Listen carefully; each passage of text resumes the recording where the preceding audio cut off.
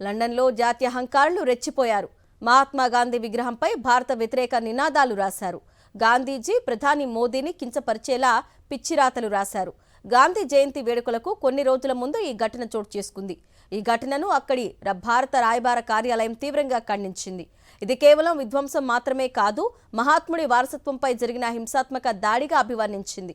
దీనిపై తక్షణ చర్యలు తీసుకోవాలని స్థానిక అధికారులను కోరింది.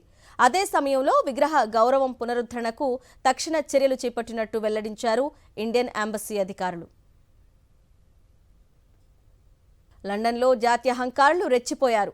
మహాత్మా గాంధీ విగ్రహంపై భారత వ్యతిరేక నినాదాలు రాశారు. గాంధీజీ ప్రధాని మోదీని కించపరిచేలా పిచ్చిరాతలు రాశారు. గాంధీ జయంతి వేడుకలకు కొన్ని రోజుల ముందు ఈ ఘటన చోటు చేసుకుంది. ఈ ఘటనను అక్కడి భారత రాయబార కార్యాలయం తీవ్రంగా ఖండించింది. ఇది కేవలం విధ్వంసం మాత్రమే కాదు, మహాత్ముడి వారసత్వంపై జరిగిన హింసాత్మక దాడిగా అభివర్ణించింది. దీనిపై తక్షణ చర్యలు తీసుకోవాలని స్థానిక అధికారులను కోరింది. అదే సమయంలో విగ్రహ గౌరవం పునరుద్ధరణకు తక్షణ చర్యలు చేపట్టినట్టు వెల్లడించారు ఇండియన్ ఎంబసీ అధికారులు.